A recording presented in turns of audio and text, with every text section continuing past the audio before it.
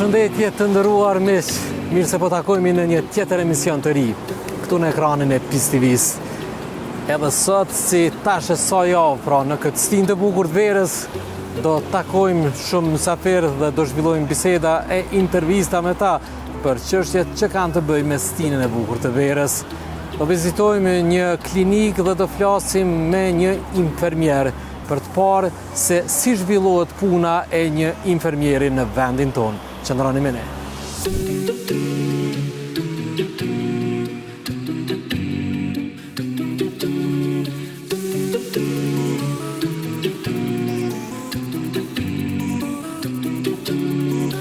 Dhe pas paralajmërimit, pra që sapo bëra, pikërisht tani është koha të zhvillojmë intervistën në lidhje me punën e infermierit, i cili pra si profesion është jashtëzakonisht i kërkuar dhe viteve të fundit në Kosovë ndoshta është ndër profesionet që më së shumti ka interesim për të studiuar nga të rinjët tanë. Kam nderin që këtë bashkëbisedim ta zhvilloj me njërin nga infermierët tanë të përkushtuar me një provojë mbi 10 vjeçare, Agon Ndreci. Përshëndetje. Nderuar, përshëndetje. Mirë se gjetëm. Mirë se keni ardhur. Faleminderit për kohën që keni gjetur me ardhur dhe me fol për rolin e infermierit në shëndetësi. Faleminderit shumë për kohën. Të flasësh për punën, për profesionin, të ndryshe për zanatin tuaj, sigurisht se keni shumë çka për të thënë, por më intereson të di cilat kanë qenë fillet kur ju si i ri keni vendosur, keni përzgjedhur këtë si profesion tuaj në tjetës. Atëherë fillet ka nisë, domethënë qysh në moshën e re, kur kam qenë në shkollë fillore, kur i kemi pa domethënë baballarët, nanat tona, familjarët tonë në shëndetësi kur kemi shku me ta. Edhe i kemi pa motër doktorat të ndihmu njerëz, domethënë çaj ndihmesa që i kemi bërë domethënë pacientëve, më ka hi ashtu si ngjak, por njëri kryesor domethënë që mua më ka shtyr me shku me vazhduan këtë lami ka qenë baba jam i ndjer. Edhe domethënë ai u kanë shtyr si kryesor për me vazhduan me umer me mjeksi. Dhe domethënë kam fatin që sot jam infermier që mbi afër 10 vite domethënë përvoj në shëndetësi.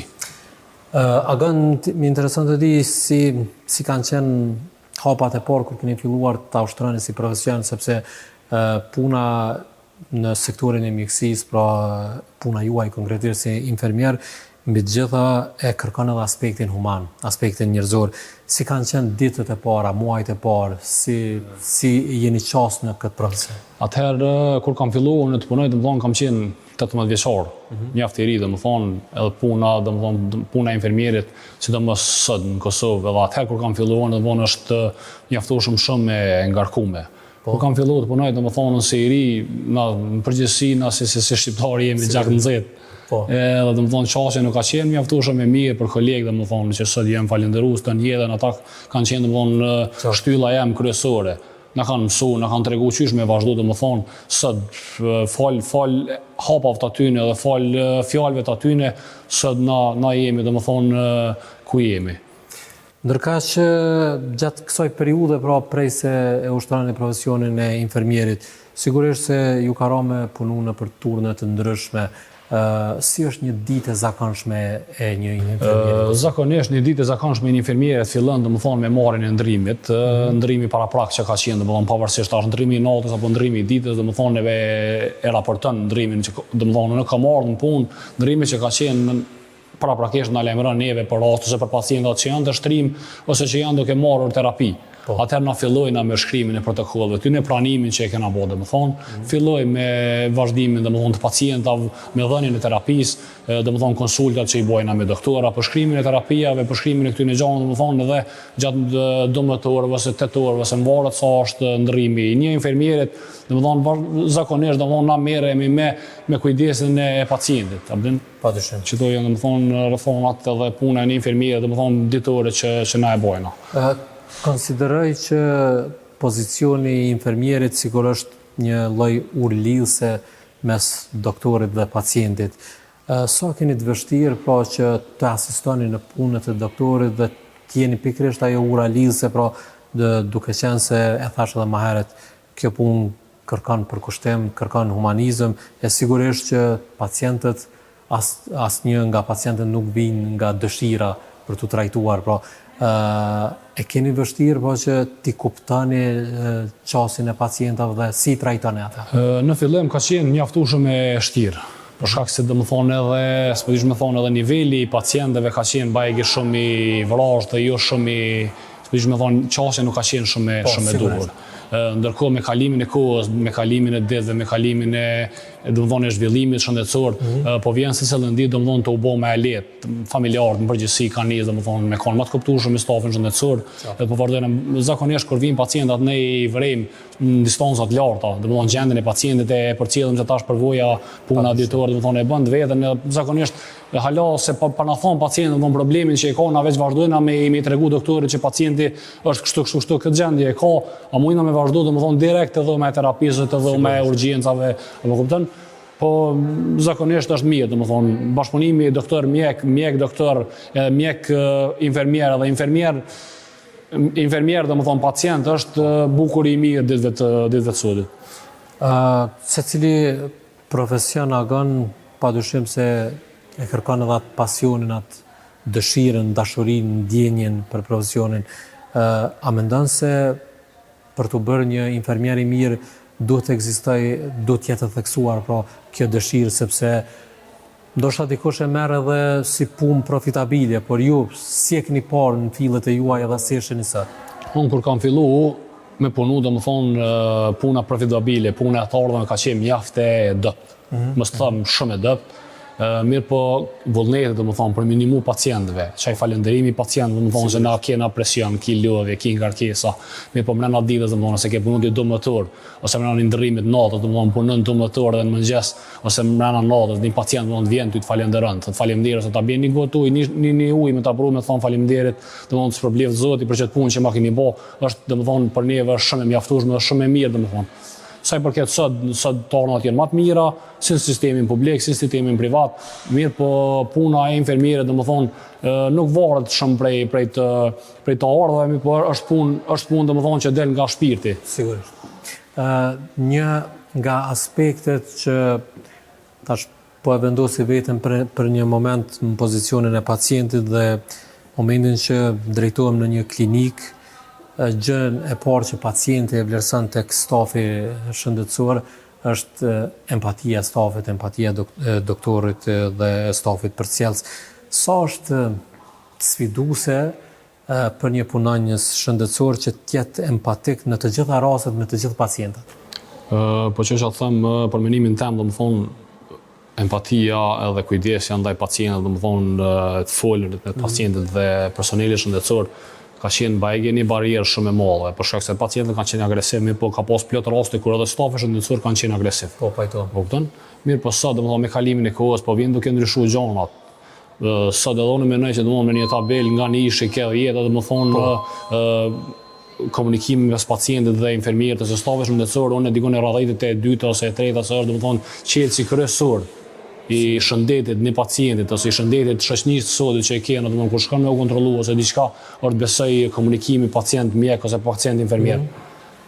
Sot domethënë me kohën e sotit ka arrit me u ndresë, ditë po shkon do të u rregullu hala më mirë. Agon juve personalisht për ta kryer këtë punë me nder dhe me përkushtim, çfarë ju motivon pra çdo ditë kur e pranoni pra orarin, e pranoni ndrrimin, a duhet të përdorni forma, metoda që sepse për ta përmbushur një orar 8 orësh, sigurisht se ju vjen përveç energjisë, ju vjen edhe një motivim shtesë apo jo? Siç e thash edhe paraprakisht, unë punoj domethënë afro 10 vite, të këto vite të përvojës time domethënë kam mjaftu kur kemi punuar ose me pacientat më shumë ose me pacienta fëmijë. Domethënë mbrana ditës domethënë se ti ke punuar, je lodh fizikisht, je lodh psikikisht, domethënë je lodh në tonë mënyra domethënë kur një pacient ka dalë, ka kryer shërbimin, domethënë kur ke marrë me u merr me ta ka qenë në gjendje shumë të rënduar, si psikike, si fizike, si shëndetësore, dhe kur ka dalë nga klinika ose nga reparti, kudo që ka qenë, domethënë pacientin e ke pa që është mirë, është ndjerë mirë shkaku i një kujdese që ti ke bë për të, çaja domethënë mendoj është për 10 vitet që unë punoj, u ka qenë motivimi kryesor domethënë i jemi domethënë kujdesja ndaj një pacientit. Sa. E thash pak më herët që është njëri ndër 2 apo 3 profesionet më të kërkuara, më të lakmuara në vitet e fundit në Kosovë. Ju personalisht, çfarë porosie keni për të rinjët, të cilët kanë vendosur tash me jemi në periudhë verës, sigurisht se është edhe faza e përzgjedhjes profesionit. Çfarë porosie keni për këta të rinj, të cilët kanë vendosur një mend ta studiojnë profesionin e infermierit? Çka duhet të kemë parasysh? Unë ju kam bërë thirrje gjithmonë, domethënë edhe familjarëve, kolegëve dhe shoqënive, tash i bëj thirrje edhe njerëzve përmes medias ju që domethënë profesioni i infermierisë nuk është profesion s'po dish më thonë që shkohet veç të shkoj te kryet dhe të marrë një profesion. Profesioni i infermierisë është nëse veç ty ta ndjen zemra, edhe më ndjen që nesër mundesh më bëni infermier i mirë, edhe me shërby popullit, me shërby pacientëve, edhe një thirrje jam kish me qenë infermierave të mrena Kosovës, dhe më thonë jo me thonë po shkoj pe kry infermierin, po dal jashtë vendit. E mira është me ju shërby pacientëve tonë, popullit tonë, dhe shtetit të Republikës Kosovës. Do të thotë me një fjalë, ju konsideroni që i gjithë ky angazhim, i gjithë ky investim që secili i ri bën në aspektin profesional, pra thirrja juaj është që ky tru, kjo pasuri jona kombëtare të mbetet brenda vendit, sepse sikur me këtë vrull daljeve jashtë, do të vijë një moment që ne do të kemi mungesa të theksuara në këtë lami. Thirrja jo veç e imja, por edhe udhës të infermierëve edhe sistemit shëndetësor në Kosovë si për infermierë, si për mjek, domethënë është me qëndru në Kosovë, me kry shkollën, me vazhdu domethënë me kry fakultetin, po me vazhdu me punu, me shërby popullit tonë, pacientëve tonë. Për shkak se domethënë sipas udhës të infermierëve të Kosovës janë diku rreth 15.000 deri në 16.000 infermierë domethënë në sistemin shëndetësor në Kosovë që janë domethënë të punësuar. Mirë po edhe 5 deri në 10.000 janë pacientë domethënë kësi infermierë domethënë që e kanë kryer shkollimin, por që janë në pritje secili prej tyre të del jashtë vendit, ta gjejë një vend punë, të gjejë kushte më të mira. Unë i kam bërë thirrje dhe i bëj thirrje prapë edhe shtetit, edhe institucioneve relevante që me pas kujdes me profesionin e infermierit, për shkak se në ka neglizhu edhe shtetin, në ka lënë anash me i ofru për shkak se jena një shtyllë shumë e mirë e shëndetësisë, domethënë pa infermiere nuk besoj që ka arritje shëndetësia. I nderuar Magan, faleminderit shumë për këta minuta që ndat me neve për televizionin ton PIS TV, që ta kemi një pasqyrë të punës suaj të përditshme që ju bëni me këtë profesion kaq fisnik dhe human. Faleminderit juve, thirrja jam kishte me qenë si për juve, si për pacientët, si për krejt, mas shumë për infermierët, për kolegët e mi, me vazhdu me punu që kena punu deri sot, me vazhdu me shërby atë dhejët e Republikës Kosovës dhe me vazhdu me konë të mirë. Faleminderit shumë.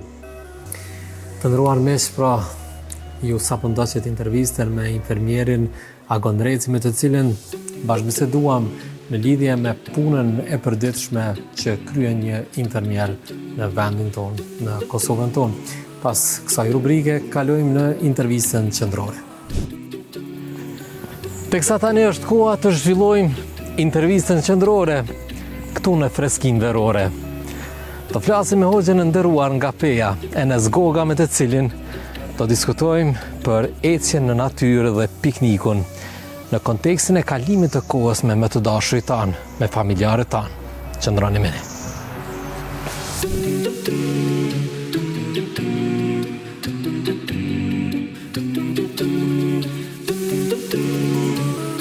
Po pra, ashtu si që bëra paralajmërimin pakës më herët, tani është koha të zhvillojmë këtë bashkëbisedim me hoxhën e nderuar nga Peja, Enes Goga, me të cilin pra do diskutojmë për ecjet në natyrë, për pikniqet, për qëndrimin kohën me vlerë me familjet tona. Nderuar hoxhë, selam aleikum. Aleikum selam wa rahmatullah, valon i nderuar. Mirë se gjetëm në qytetin e bukur të Pejës. Mirë se keni ardhur në lulën e Dugaxhinit, në qytetin e Pejës, në qytetin e Haxhizekës, në qytetin e Snafit, në qytetin e historisë, në qytetin e muderizëve dhe efendilerëve dhe ulemave. Faleminderit. Hoxhë, të flasësh për familjen dhe për kohën e vlefshme që ne duhet kaluar me ta, padyshim se kemi shumë çka për të thënë, madje kemi shumë forma dhe mënyra se si ta nisim këtë bisedë. Por unë doja shumë të ktheheshim në gjenesë. Kur fillon familja dhe ku ka filluar familja? I nderuar valon, sigurisht ju jeni inspiruar dhe jeni frymëzuar nga kjo bashkë dhe ky obor i bukur i Kurshunli Xhamis, dhe sigurisht në një moment në imagjinatën tuaj keni kujtu momentet e bukura të xhenneteve kur Allahu e krijoi babain e parë Ademin a.s. Dhe është interesant, Ademi a.s. në xhennetet e Allahut i kishte të gjitha. Po. Por vetë fakti se i mungonte diçka e cila e plotson edhe më shumë kuptimin e xhenneteve, Allahu ja krijoi bashkëshorten e tij, nanën e njerëzimit, Havën a.s. Dhe pikrisht kjo është ajo origjina, ai historiku, ajo gjeneza e familjes që ju aluduat kur me të drejtë na kthyet në origjinën e familjes. Familja fillon nga Ademi a.s. Ademi i kishte në xhennetet e Allahut të gjitha, por sikurse nevojitej të krijohej dhe të vinte në jetë edhe Hava që të plotësohet familja. Dhe pastaj është ai, po i kalojmë ato momentet shpejt, pastaj është ai momenti tjetër për të marrë familja kuptimin edhe më pesh, Allahu i zbritin tokë për të fillu dhe për të vazhdu soji njerëzor. Erdhen pastaj pas ardhësit e Ademit dhe Havvas për të jep kuptim familjes. Zaten familja nuk mund të quhet familje dhe nuk mund të ketë kuptimin e saj vetëm se kur është baba, nana dhe rrjedhimisht janë pas ardhësit e këtyre prindërve biologjik dhe prej tyre pastaj vazhdojnë breza e gjenerata dhe kështu plotësohet dhe vazhdon edhe soji njerëzor. Për pak sekonda shpejt, çdo përpjekje për të ikë prej këtij koncepti, e ky koncept buron dhe del nga natyrshmëria në të cilën Allahu na krijoi, është gabim trashanik. Prandaj çdo përpjekje dhe tendencë me e ndryshu, me e falsifiku, me e ndryshu konceptin e familjes në origjinë është dështim dhe humbje. Sigurisht. Hoxhë, nuk diskutohet që familjen e kemi emanet. Sa është e rëndësishme koha që ne kalojmë me familje dhe sa duhet ta kemi këtë në ndërdijen tonë, pra që pavarësisht angazhimeve, rutinës tonë ditore, kohën më të artë ta ndajmë për më të dashurit tonë. Sikur ju shumë bukur e trajtuat në pyetjen tuaj, familjen e kemi emanet. Allahu fuqi plot në Kur'anin famlart na sugjeron, madje edhe kërkon në mënyrë urdhërore që ne të bëjmë kujdes për veten dhe familjen tu nga zjarri i xhenemit. Duke u nisur nga këto premisa që familjen e kemi emanet, Allahu kërkon për neve që ne të kujdesemi për veten dhe familjen tonë, të mbrojmë nga zjarri i xhenemit. Në angazhimet tona patjetër duhet të gjejmë momente, duhet të gjejmë kohë, duhet të gjejmë energji, duhet ta kemi zellin që t'i kushtojmë kohë, vëmendje, dashuri, zell për kushtim, kujdes familjes tonë. Dhe nëse gjitha këtyre ja shtojmë edhe një premis të fuqishme që është jo vetëm premis, por është edhe inkurajim dhe premtim hynor i të dashurit ton Muhamedit sallallahu alaihi wasallam, kur ai na nxit dhe na inkurajon duke thënë më i miri dhe më i zgjedhuri për juve është ai i cili është më i miri për familjen e tij. Kur ne këto gjitha i kemi parasysh, atëherë sado që mund të jenë angazhimet tona, sado që mund të jetë lodhja jonë e madhe, sado që dinamika e jetës edhe mund të na bën jetën me sfida e përpjekje e telashe, në fund të ditës ne kur i kemi këto parasysh që i tham, e gjejmë forcën, e gjejmë vullnetin, e gjejmë zellin për që përkushtu familjes. I nderuar valon, ju e dini, i dashuri ynë sallallahu alaihi wasallam thotë sadakaja, lëmosha më e mirë dhe më e dashur tek Allahu është ajo çfarë ne investojmë dhe shpenzojmë për familjen. Është shumë interesante kur ne e analizojmë këtë porosi të dashurit ton Muhamedit sallallahu alaihi wasallam, sikur në shqeqim të parë kjo nuk ka sens. Sikur në shqeqim të parë, nga se ne nuk kemi nevojë askujt të flasim se ne kemi obligim dhe detyrohemi edhe të mundohemi, edhe të derdhim djers, po edhe të shpenzojmë për familjen. Por shëqa, Islami dëshiron neve me na ngrit në një stad tjetër, një planet tjetër. Domethënë, prej detyrimit dhe obligimit për familjen, Islami thot kujdesi dhe angazhimi për familjen është sadakaja dhe lëmosha më e dashur tek Allah, rrjedhimisht është adhurim, është ibadet. Dhe prandaj kur ne i kultivojmë në karakterin dhe në personalitetin ton këto gjëra dhe ushqemi me këto gjëra, atëherë nuk e kemi problem edhe me gjetë kohën, edhe atëherë kur kemi mungesë të kohës, nëse mund të themi, dhe përkushtohemi për familjet tona, qoftë në pikniqet që ju i përmendet, apo në format dhe mënyra tjera që një familje pajtohet dhe dakordohet së bashku, qysh ata kanë me kalu momente dhe qaste të bukura, të këndshme, të lumtura, do të relaksohen, do të ndihen të lumturuar, do të gëzohen dhe do të marrin energji të reja për me i vazhdu obligimet e jetës në ditët në vijim. Qartë. Hoxhë, për kujdesi ndaj familjes, ndaj familjarëve tonë, pra angazhimi jonë i përditshëm, sigurisht që nuk kupton vetëm qëndrimin pra në shtëpi dhe brenda me ta. Padyshim se daljet janë shumë të nevojshme, madje e relaksojnë edhe raportin ndërfamiljar dhe sjellin freski, gëzim, humor, hare, kështu me radhë. Çfarë roli, çfarë peshe kanë ndikim, domethënë çfarë impakti kanë direkt në përditshmërinë e familjarëve, pra këto dalje të organizuara, pra ky komunikim, ky koordinim që ku do dalim këtë vikend, ku do dalim vikendi tjetër, si përkthehet kjo në mirëqenien e familjes? Sigurisht se tash për disa çështje që ju i aluduat, direkt apo indirekt, ka dhe studime që njerëz të disiplinave dhe profileve të ndryshme kanë bërë studime, kanë ekspertizë, çështja e rutinës, çlirimi nga rutina, kreativitetet të cilat do të jenë prezente brenda një familjes kur ata kalojnë vikende apo momente të ndryshme apo momente të veçanta. Ka familje që kanë momente të veçanta. Vikendet janë çdo fundjavë që ne për një javë për plot angazhime dinamik përkujdesemi që fundjavën ta kalojmë bukur, ta kalojmë mirë, ta absorbojmë energji të reja për ta vazhduar javën e cila na pret.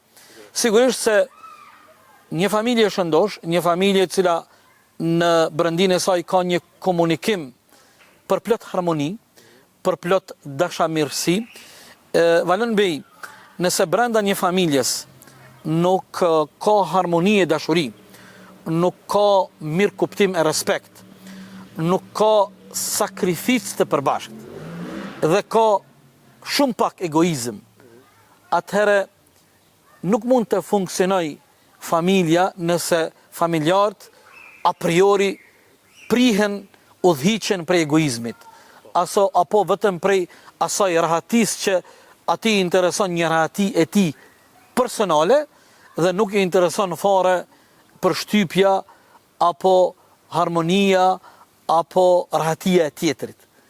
Por familjet të cilat provojnë jetën me harxhu e me kalun harmoni, në respekt reciprok, atëra ata përkujdesen që qoftë në fundjavë, qoftë në momentet tjera, të ndihmohen, zatën ju e dini, kemi një thirrjet nga Kurani familjarët, ku Allahu kërkon nga ne që asnjëherë të mos mungoj bashkëpunimi dhe ndihma reciproke që ne bashkëpunojmë me njëri tjetrin në punë të mira dhe në devotshmëri.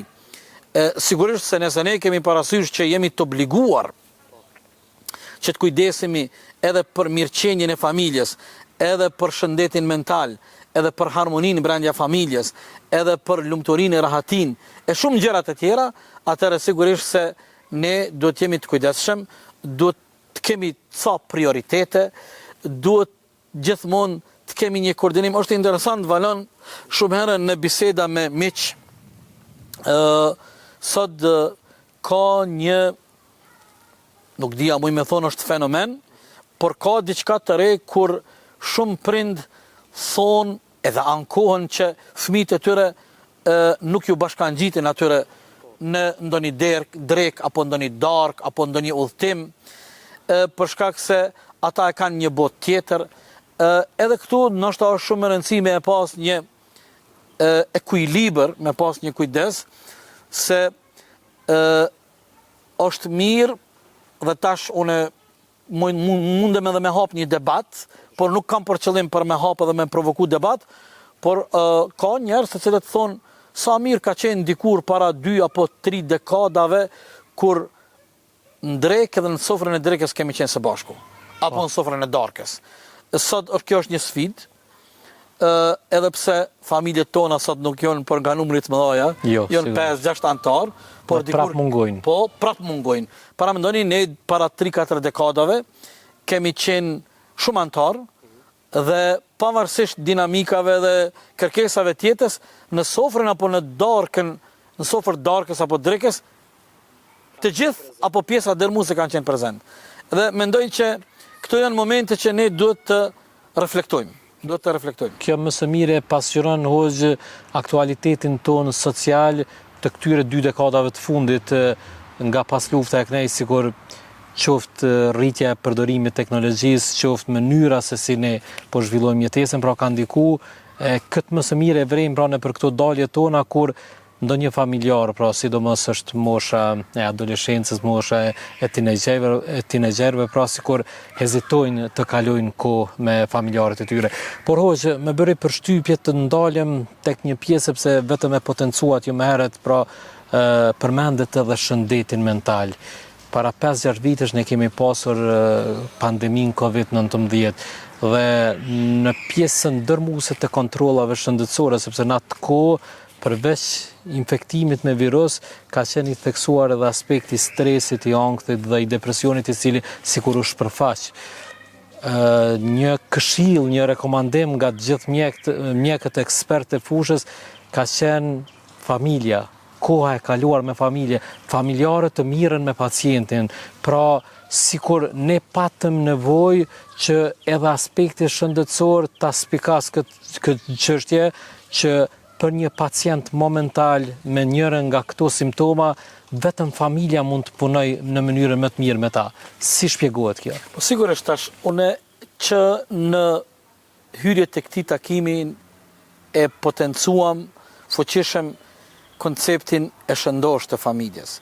Prandaj çdo përpjekje më u largu apo me coptu një pjesë të këtij koncepti të shëndosh, pasojat janë pastaj ndoshta edhe të pa përmisueshme kur ne po i shohim problemet, siç ju e theksuat, një problem real që jemi ballafaqu në kohën e pandemisë. Prandaj aspekti i socializimit brenda antarëve të familjes, ngrohtësia që njeriu e përjeton brenda familjes së tij, investimi për këtë ngrohtësi, për këtë harmoni, për këtë dashuri, janë elemente shumë të rëndësishme. Prandaj edhe unë ju përgëzoj dhe ju falenderoj, Zoti ju shpërbleft, edhe për temën që keni përzgjedh dhe pikërisht edhe natyrën e këtyre emisioneve, nga se në këto ditë vape të verës, me të vërtet ju me këto emisione me freskin verore, po provoni të ofroni freski me të vërtet në ambientet familjale. Prandaj, e valon i nderuar, ne të gjithë, pa përjashtim, të gjithë nga profilet tona, nga mundësit që i kemi, duhet të kontribuojmë sa më shumë që të kontribuojmë dhe të ofrojmë edhe ngrohtësi, edhe harmoni, edhe qetësi, edhe lumturi, edhe respekt, edhe mirëkuptim për familjen. Nga se familjet e shëndosha, rrjedhimisht, rezultati na del është shteti i shëndosh.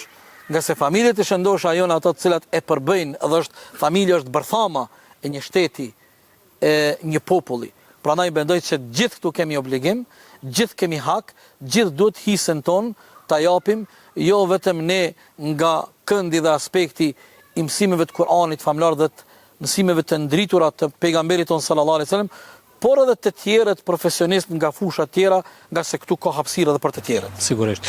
Hoxh, ky kalim i kohës, këtu dalje me familjarë tonë, pra veç mas në natyrë në këtë kohë, të ngrohtë vere, a mund të shërbejnë edhe si reflektim për mirësitë të Allahut, për krijimet që ai ka bërë, pra që në ato dalje, në ato pikniqe, ne edhe të zhvillojmë biseda motivuese me familjarët tonë? Sigurisht, një prej thirrjeve të Kuranit është dilni dhe meditoni në krijesat dhe krijimtarinë e Allahut, edhe në veçanti kur kemi mundësi me dalë në ato pjesë ku shohim bukuritë e Allahut, bjeshtë të ndryshme, ajri i pastërt, mundësia e pikniqeve në vende shumë atraktive, të gjitha jo artificiale, po flas ato që janë shumë natyrale, ato edhe kontribuojnë në ato çfarë ju potencuat. Prandaj gjithë ata njerëz të cilët nuk i kushtojnë vëmendje dhe kohë projektit më të madh në këtë jetë që është familja, një ditë do të ndihen keq dhe do të pendohen. Teksa ankesa më theksuar e viteve të fundit hoxhë, mbase edhe e potencuam kalimti, është se dëgjojmë njerëz çdo ditë që thojmë nuk kemi kohë. Do të thotë sikur ne vazhdimisht jemi në lëvizje dhe në vrap. Shembulli më i mirë i njerëzimit ka qenë pejgamberi unë i dashur Muhamedi alayhis salam. Si arrinte ai ta bënte këtë balancim të kohës që të gjitha t'i kryente në mënyrën e përsosur? Koordinimi dhe njohja e atyre që janë gjëra të domosdoshme, prioritete të rëndësishme, dhe pastaj duke ju përkushtu të gjitha atyre obligimeve jetësore, duke mos i përzi obligimin me obligim, duke mos i hin hak askujt, kishim me thonë njohja obligimeve ndaj krijuesit, obligimet ndaj familjes, obligimet ndaj punës, obligimet ndaj shoqërisë, dhe nëse ne kishim me pas mundësi me bë një ndarje të këtyre obligimeve, atëherë sigurisht se do të kishim mundësi ta menaxhojmë mënyrën më të artë kohën, dhe nuk qëndron edhe ata të cilët janë njerëzit më të angazhuar, nuk qëndron në të vërtetë pretendimi se nuk kam kohë. Njerëzit për egoizmin e tyre, nuk po e them gjithmonë në kuptimin negativ, por ajo është egoizëm. Njerëzit për egoizmin e tyre, përgëzojmë, ka njerëz të cilët kanë prirje 2 apo 3 herë në ditë, e gjejnë orarin domosdoshmë për kafe. Të tjerët për ta pi një cigare, i treti për diçka tjetër, ku ta diunë. Domethënë, ne nëse arrim me menaxhu saktë dhe drejt kohën tonë, atëherë edhe jemi të vetëdijshëm përballë obligimeve, do ta gjejmë vendin edhe kohën e duhur për çdo obligim që kemi në jetën tonë. Hoxhë, krejt në përmbyllje të kësaj interviste, do doja një porosi, një mesazh për të gjithë kryefamiljarët dhe familjarët, se si duhet ta kenë parasysh pra këtë çështje, rëndësinë dhe vlerësimin e kalimit kohës me familjarët e tyre.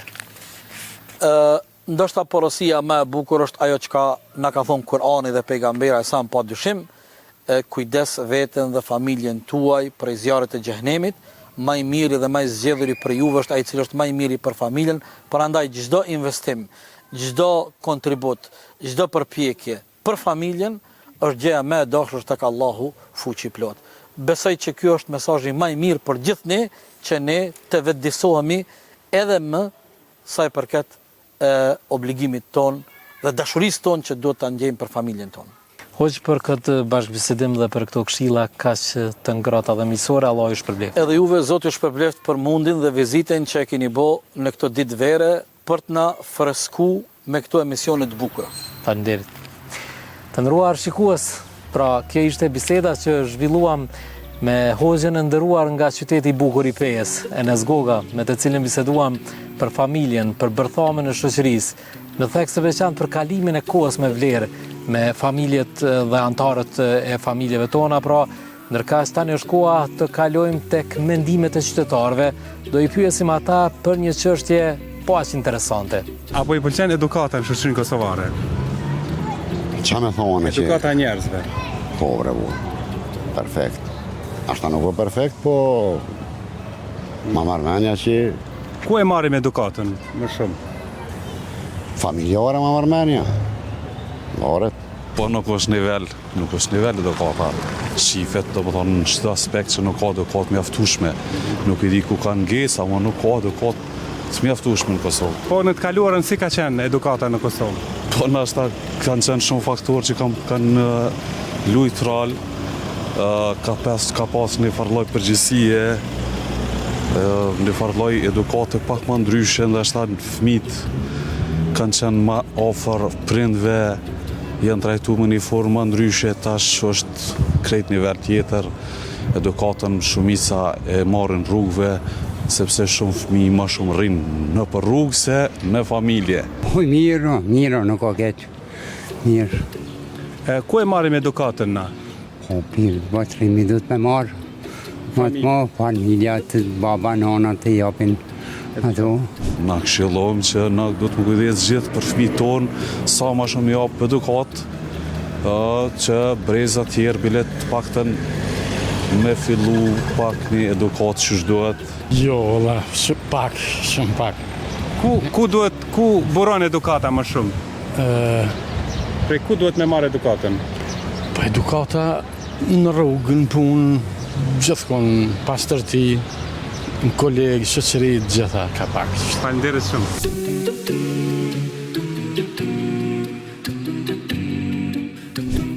Morali dhe edukata janë nga vlerat më të çmuara të fesë islame. Sa janë të rëndësishme këto për besimtarin? Gjithsesi, morali është pjesë e pandashme e jetës, edhe njerëzit pa moral sigurisht janë njerëzit më të padëshiruar në secilin e shoqëri, po në aspektin fetar ka shumë vlerë. Për këtë arsye edhe ka edhe shumë citate dhe inkurajime edhe porosi, sidomos nga vetë i dërguari Allahut alayhi salatu wassalam, i cili ishte shembulltyra më e mirë, madje i cili ja atriboi mesazhin kryesor të thirrjes së tij, innama bu'ithtu li utammima makarim al-akhlaq, jam dërguar si pejgamber për të përsosur virtytet e moralit. Që nuk kupton se edhe në atë kohë të ignorancës, edhe arabët e paditur, edhe me shumë prapambeturi, megjithatë kishin vlera morale të besnikërisë, të burrisë, të bujarisë e tjera, por se shpallja e Zotit u dërgua që këto vlera morale të përsosen edhe më shumë, edhe i dërguari Allahut ka inkurajuar shumë, madje ka përzgjedhur njerëzit me moral më të mirë që ata të jenë shoqëruesit më të afërt me të në ditën e gjykimit.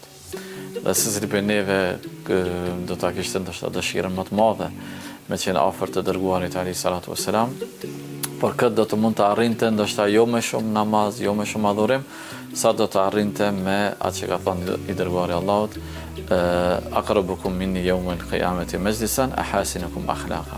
Më së afër me meje i ulur, i rreshtuar, duke qëndruar pranë, është ai që ka moralin më të mirë.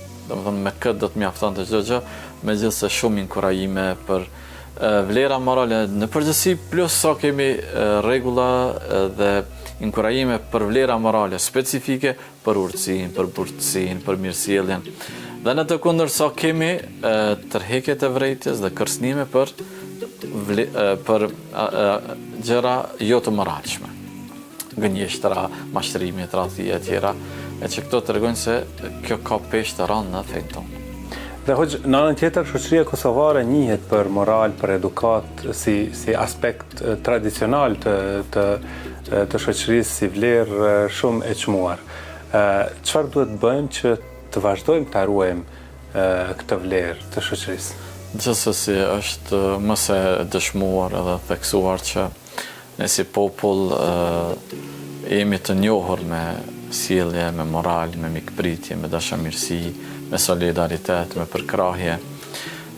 Dhe ndoshta sigurisht elementi kryesor është çështja e fesë, sepse krejt këto veprat mira, këto mirësjellje, këto vlera morale janë të inkurajuara prej fesë, të cilat janë instaluar në familje gjenerat pas gjenerate, dhe të cilat përcjellen edhe të gjeneratat e reja, jo domosdoshmërisht duke i përmendur citatet fetare, po thjesht si diçka e brendshme dhe pandashme prej jetës përditshme. Por ja që jena në një kohë që na instalohen, sidomos të gjeneratat e reja, edhe gjëna përtej vlerave familjare. Pra këto vlerat mira po sfidohen. sfidohen sepse tashmë nuk jemi vetëm në një ambient familjar, vetëm në një rreth, vetëm në një fshat, ku ndoshta një fëmijë duke ditë se është i familjes filanit, duke ditë se prindi i tij është me autoritet, ai lloj turpi e ka mbajtur ndoshta pavarësisht që ka pas disa tërheqje për veprimet jo të hishme. Por sot njerëzit nuk i kanë ndoshta shumë këto konsiderata.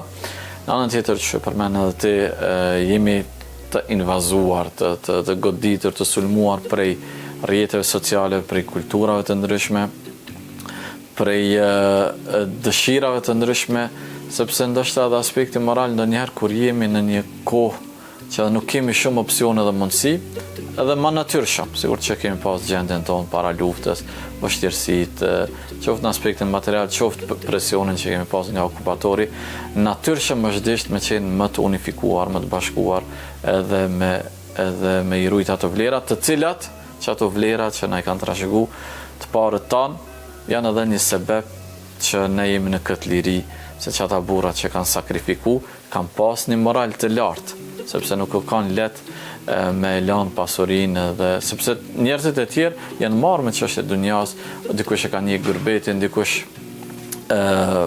ju ka interesu vetëm jeta e tij, por se një pjesë e madhe e rinisë tonë kanë sakrifikuar për vlera ideale.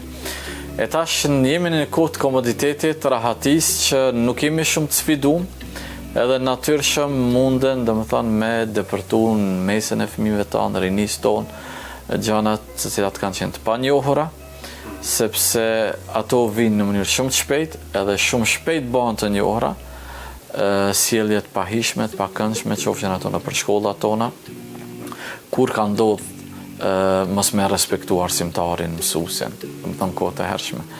Por për shkak disa rrethanave, tash kjo thujse është bërë gjë normale në shoqërinë tonë. Dhe hoxh, ju që në fillim të kësaj përgjigje përmendët edhe familjen e keni përfshirë në këtë kontekst. Dhe në fakt familja e ka atë rolin kyç në instalimin e edukatës dhe një morali të mirë të fëmijës, apo jo? Patjetër, është baza. Sepse të mësuesi, siç e përmendët, familja ka qenë ajo që në një farforme ka bërë presion që fëmia të ketë një edukatë më të shtuar. Me shku në shtëpi dhe me tregu që ndoshta edhe ka ra arsimtar pavarësisht veprës, që tash ndoshta është ndaluar edhe me ligj, edhe me të drejtë apo pa të drejtë. Por ka vazhduar të instaloj respektin ndaj nxënësit që nxënësi me pas edukatë. Sigurisht që kjo duhet me vazhdu, por për me vazhdu kjo bojar tash një pjesë e rinisë janë prindër, ata vetë duhet me pas këtë edukat, dhe duhet me ditë se padyshim që fëmijët, njerëzit që kanë edukat, kanë vlera morale, ata janë më të mirët e shoqërisë. Dhe një prind, nëse nuk kujdeset për me eduku fëmijën e vet, apo një arsimtar mos me eduku nxënësat e vet, s'paku me përcjell çat edukat të trashëguar nga të parët e tij, edhe në kuptimin që lëre njerëzit lirë, ai me thon troç kam ja pa sherrin vet, qoftë ai prind, qoftë ai nëse e lën fëmin, këta janë të ri, këta po dinë më mirë për përdorin teknologjinë, as kemi ditë. Dhe nuk po kontestojmë këtë dije, normalisht. Na nuk kemi ditë në shta. Po vlerat morale që kemi pas, ato nuk humbin asnjëherë, nuk i mbulon as teknologjia, as globalizmi, as inteligjenca artificiale, as një gjë. Prandaj duhet me insistu, edhe me instalu këto, sidomos me përcjell edhe misione dhe lexime të pedagogëve, psikologëve, me ditë ato fazat kur fëmia i merr ato vlerat familjare, kur fillon me i kriju shprehit, që bilen që ato momente me i qëndru gati, se sot ndoshta dikush edhe pa qëllim bojar e te kalon edukimin se baba në punë, nana në punë, angazhime, vjeni lodhën, edhe tash jepja telefonin thjesht shmangjat angazhimin edhe lodhjen, por në disa situata duhet me i qëndru strikt, edhe kjo nuk është dhunë, as nuk është presion, përkundrazi është për të mirën e fëmijëve tanë.